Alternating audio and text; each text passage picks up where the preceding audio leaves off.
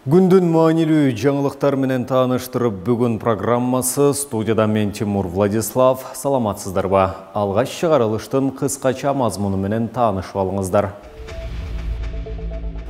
Альфа Телеком мамлекеттик ишканасынын мурдагы жетекчиси кармалды. Жогорку кеңештин мурдагы депутаты Жанбек Абиров катышкан мушташта жабыркаган жаран жана анын жакындары менен жолугушуп кечирим сурады. Мектепке жардыргыч коюлганы тууралуу маалымат иликтенүүдө. Улуттук коопсуздук боюнча мамлекеттик комитети Альфа Телеком мамлекеттик ишканасынын мурдагы жетекчиси кармалганын маалымдады. Мекеменин басма сөз кызматы ал ашыкча баа менен жабдууларды сатып алууга шек саналып жатканын ырастады. Маалыматка караганда, ишкананын IT технология боюнча департаментинин мурдагы жетекчиси тендердин катышуучулары менен жеке келишим түзүп, жогорулатылган баада IT жабдууларын сатып алган. Баштапкы келтирилген зыян салыктарды эсепке албаганда 20 миллион сомго жакын деп бааланган. Алынган далилдердин негизинде ДБ кылмыш процессуалдык кодексинин 98-чи беренесине ылайык УКМКнын убактылуу кармоочу жайына киргизилди деп айтылат расмий маалыматта. Мегаком бренди менен белгилүү Альфа Телеком ишканасынын жетекчилери буга чейин дагы кылмыш жоопкерчилигине тартылган учурлар белгилүү. Бишкектин Октябрь районуна караштуу Каралаев жана Шапен көчөлөрүнүн кесилишинде 2017 жылы курулушу башталып, ушул күнгө чейин бүтпөй турган үйдөн батир алгандар бийликке кайрылды. Алар Build Consult компаниясынан 2017 жылдан 2021 жылга чейин батир алып, бирок алданып калгандыгын айтышууда. 2020 жылы пандемия маалында жашаган үйүбүздү куруучу компанияга өткөрүп берип, курулуп жаткан бул үйдөн 3 батир алганбыз. Анда 2021 жылдын жаз айларында курулушу бүтөт деп айтылган. Ошол күндөн бери жылыш жок. Компаниянын ээси өлкөдөн чыгып кеткендиги дагы айтылууда. Президент Жапаров, УКМК төрагасы Ташиев биздин үнүбүздү укса дейбиз.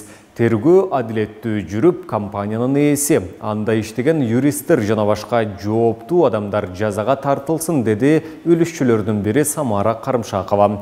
4 блоктон турган 6 кабаттуу үйлөр 2055 жылга чейин ижарага алынган муниципалдык жерде курула баштаган.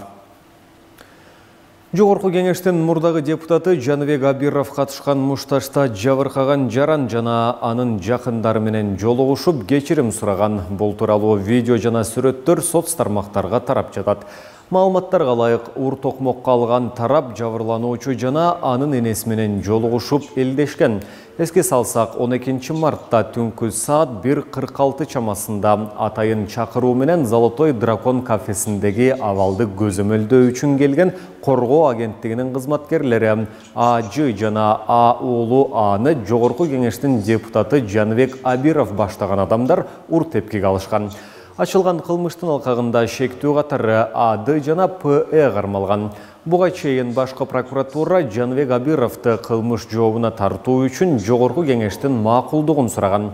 Депутаттар комиссия түзүшкөн болчу. Ал эми кечээ 27 мартта Жанбек Абиров жогорку кеңештин депутаттык мандатынан баш тартуу боюнча арызын жазганын билдирген.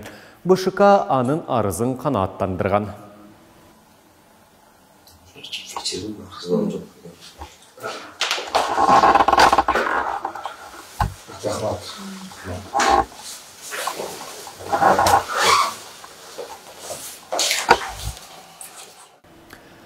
Адилет Балтабай деген ат менен таанымал блогер жана жарандык активист Адилет Али Мыктыбектин ишин кароону жогорку сот 11 апрелге жылдырды.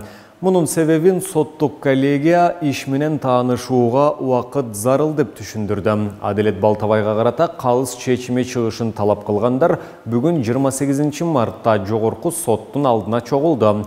Алар блогердин күнөөсүз экендигин айтып, бошотууну талап кылышты. Блогер быйыл 13 январда Кемпир-Абад иши боюнча камакта жаткандарды бошотуу талабы коюлган митингке катышкандан кийин кармалып камакка алынган. Ал былтыр жарым жылдай камакта отуруп, 11 ноябрда 1 май райондук сотунда жапырт башаламандык беренесинин негизинде күнөөлүү деп табылган. Бирок пробациялык көзөмөл өкүмү менен сот залынан бошотулган эле. Адилет Балтабай өкмөттү сындаган түрдүү акцияларды социалдык түйүндөр аркылуу түз эфирде чагылдырып, өз пикирин ачык айтып жүргөн. 27 март күнү Бишкектеги Манас эл аралык аэропортуна Кытайдын Сиань шаарынан учуп келген жүргүнчү учагы конду.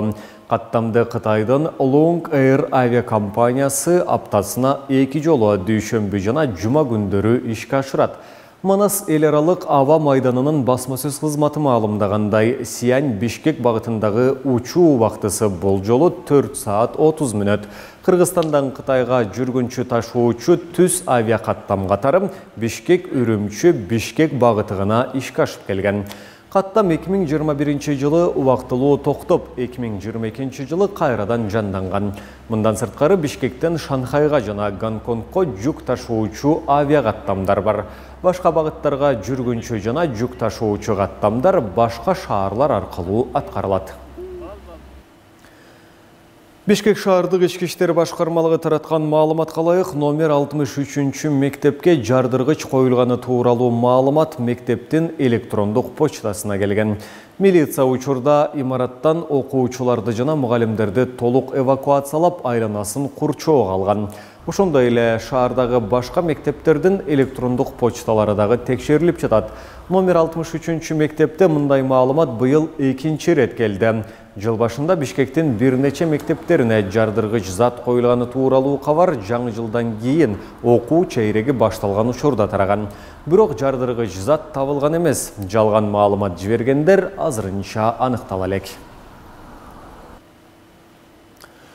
Мына ушуну менен бүгүнкү берүүбүздү жыйынтыктайбыз. Кийинки эфирлерден амандашканча сак саламатта туруңуздар.